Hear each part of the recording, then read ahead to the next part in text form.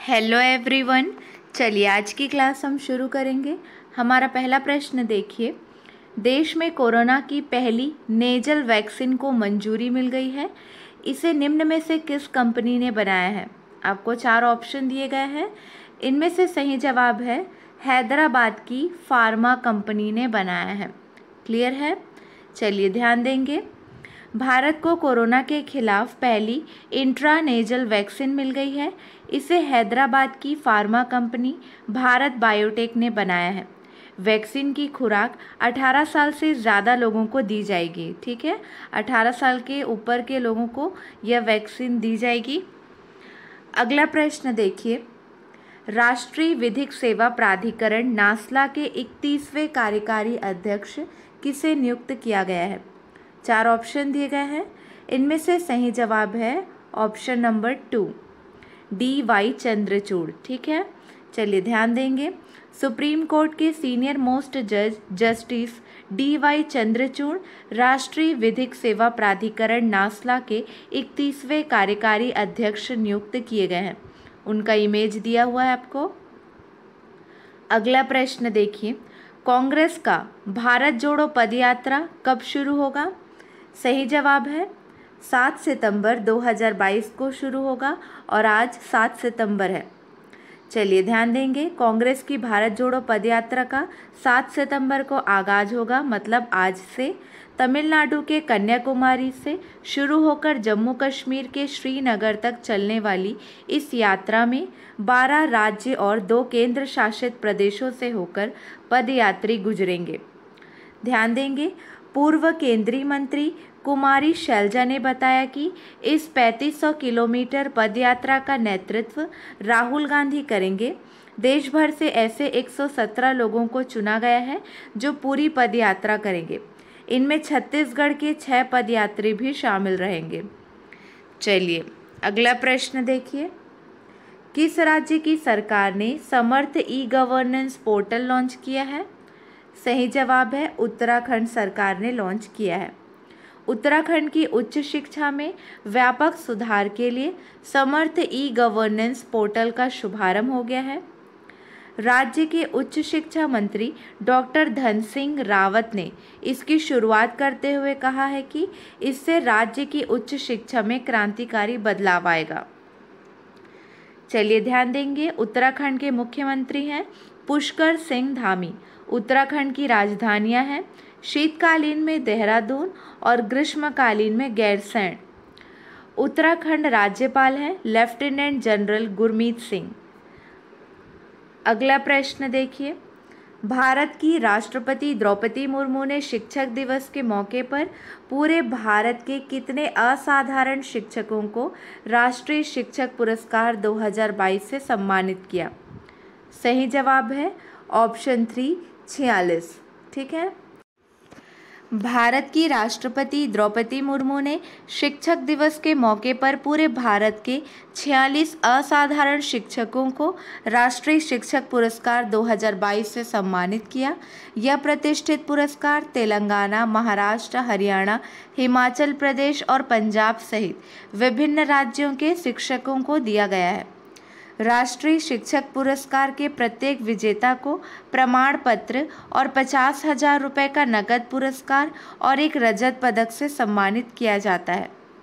अगला प्रश्न देखिए, भारत का पहला तरल प्राकृतिक गैस LNG ईंधन वाला ग्रीन ट्रक मैन्युफैक्चरिंग प्लांट कहाँ लॉन्च किया गया है? सही जवाब है पुणे के चाकन में लॉन्च किया गया है। चलिए ध्यान देंगे, ब्लू एनर्जी मोटर्स द्वारा पुणे के चाकन में भारत का पहला तरल प्राकृतिक गैस ईंधन वाला green truck manufacturing plant launch किया गया है। इसका उद्घाटन केंद्रीय सड़क परिवहन और राजमार्ग मंत्री नितिन गडकरी ने किया। चलिए ध्यान देंगे, केंद्रीय सड़क परिवहन और राजमार्ग मंत्री कौन है? नितिन गडकरी हैं। ब्लू एनर्जी मोटर्स के CEO कौन है? अनिरुद्ध भुवलका। ठीक है, अब देखिए, Iveco group power train business unit के अध्यक्ष कौन है? Sylvain Blaze. भारत के सड़क परिवहन और राजमार्ग मंत्री हैं नितिन गडकरी। अगला प्रश्न देखिए, तमिलनाडु मर्केंटाइल बैंक का एमडी और सीईओ किसे नियुक्त किया गया है? सही जवाब है एस कृष्णन को नियुक्त किया गया है। तूतीकोरिन स्थित Tamil Nadu mercantile bank TMB limited ने 3 साल के लिए कृष्णन शंकर सुब्रमण्यम उर्फ एस कृष्णन को प्रबंध निदेशक और सीईओ के रूप में नियुक्त करने की घोषणा की है। उनकी नियुक्ति को भारतीय रिजर्व बैंक आरबीआई द्वारा 18 अगस्त 2022 के अनुमोदन पत्र के अनुसार अनुमोदित किया गया था। चलिए, तमिलनाडु मर्केंटाइल बैंक की स्थापना कब हुई? 11 मई 1921 को। तमिलनाडु मर्केंटाइल बैंक का मुख्यालय है थूथुकुडी, तमिलनाडु। ठीक है, नाम याद रखिए। अगला प्रश्न है, किस भारतीय ने 22वें दुबई ओपन शतरंज टूर्नामेंट का खिताब जीता है? सही जवाब है जीएम अरविंद चिदम्बरम ने खिताब जीता है। उनका इमेज आपको दे दिया गया है। ग्रैंड मास्टर अरविंद चिदम्बरम 22वें दुबई ओपन शतरंज टूर्नामेंट में 7.5 अंक हासिल कर चैंपियन बने, जबकि 7 भारतीय शीर्ष 10 में शामिल रहे और आर प्राज्ञानंद 5 अन्य के साथ संयुक्त रूप से दूसरे स्थान पर रहे। अगला प्रश्न है, निम्न में से किस खिलाड़ी ने इंडियन प्रीमियर लीग से संन्यास की घोषणा की है? चलिए, सही जवाब है सुरेश रैना, ऑप्शन 2 सही है। पूर्व भारतीय बल्लेबाज सुरेश रैना ने क्रिकेट के सभी प्रारूपों से संन्यास लेने की घोषणा की है, जिससे वह विदेशों में होने वाली T20 लीग में खेलने के लिए योग्य हो गए हैं। इस 35 वर्षीय खिलाड़ी ने 15 अगस्त 2020 को महेंद्र सिंह धोनी के संन्यास लेने की घोषणा करने के बाद अंतर्राष्ट्रीय क्रिकेट को अलविदा कह दिया था। रैना ने इंडियन प्रीमियर लीग आईपीएल में 2021 में खेलना जारी रखा था, लेकिन 2022 के सत्र से पहले चेन्नई सुपर किंग्स ने उन्हें अपनी टीम में नहीं रखा था। भारत या घरेलू स्तर पर सक्रिय खिलाड़ी विदेशी लीग में भाग नहीं ले सकते हैं और ऐसे में रैना के लिए विश्व भर की T20 लीग में खेलने के लिए संन्यास लेना जरूरी था। ठीक है, क्लियर हो गया है। अगला प्रश्न देखिए, किस भारतीय को नेपाल सेना के मानद जनरल की उपाधि से सम्मानित किया गया है? सही जवाब है मनोज पांडे को सम्मानित किया गया है। भारतीय थल सेना प्रमुख जनरल मनोज पांडे को राष्ट्रपति विद्या देवी भंडारी ने, राष्ट्रपति कौन है वहाँ की? विद्या देवी भंडारी, उन्होंने नेपाल सेना के मानद जनरल की उपाधि से सम्मानित किया। थल सेना प्रमुख जनरल मनोज पांडे ने नेपाली सेना को विभिन्न गैर घातक सैन्य उपकरण सौंपे। अगला प्रश्न है, निडल फ्री वैक्सीन को आपात मंजूरी देने वाला पहला देश कौन बन गया है? सही जवाब है चीन। चीन सांस के माध्यम से कोरोना वायरस फ्री वैक्सीन को आपात मंजूरी देने वाला पहला देश बन गया है। इस वैक्सीन को तियानजिन स्थित कैंसिनो बायोलॉजिक्स इंक द्वारा बनाया गया है। इस वैक्सीन को सूंघकर कोरोना वायरस से बचाव किया जा सकता है। अगला प्रश्न है, शिक्षक दिवस पर राइजिंग इंडिया योजना की घोषणा किसने की? सही जवाब है प्रधानमंत्री नरेंद्र मोदी ने घोषणा की है। प्रधानमंत्री नरेंद्र मोदी ने शिक्षक दिवस पर राइजिंग इंडिया योजना के लिए प्रधानमंत्री स्कूल के तहत पूरे भारत में 14,500 स्कूलों के विकास और उन्नयन की घोषणा की।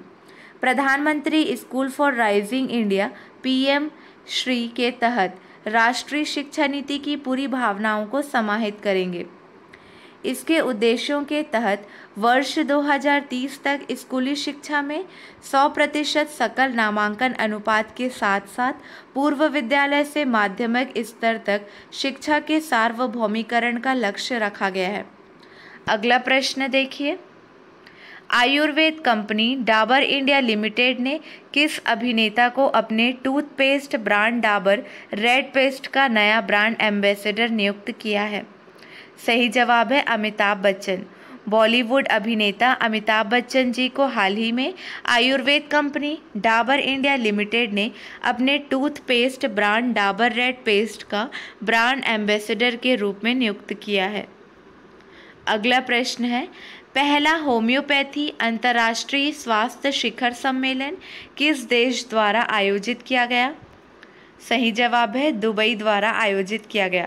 दुबई द्वारा हाल ही में आयोजित किया गया पहला होम्योपैथी अंतर्राष्ट्रीय स्वास्थ्य शिखर सम्मेलन का मकसद चिकित्सा, दवाओं और प्रथाओं की होम्योपैथिक प्रणाली को बढ़ाना और बढ़ावा देना था। अगला प्रश्न है, किस देश की अर्थव्यवस्था यूनाइटेड किंगडम को पछाड़कर अब दुनिया की 5वीं सबसे बड़ी अर्थव्यवस्था बन गई है? सही जवाब है भारत। भारत की अर्थव्यवस्था पूरी दुनिया में तेजी के साथ बढ़ रही है। भारत की अर्थव्यवस्था यूनाइटेड किंगडम को पछाड़कर अब दुनिया की 5वीं सबसे बड़ी अर्थव्यवस्था बन गई है।